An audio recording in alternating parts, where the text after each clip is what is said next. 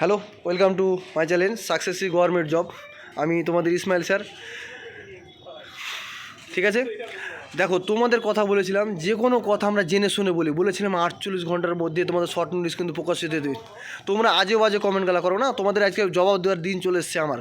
তোমরা কেন কথাগুলো বলি, তোমাদের যে কোনো কথা জেনে শুনে বলা হয়, সমস্ত কথা জানি তারপর তোমাদের বলি।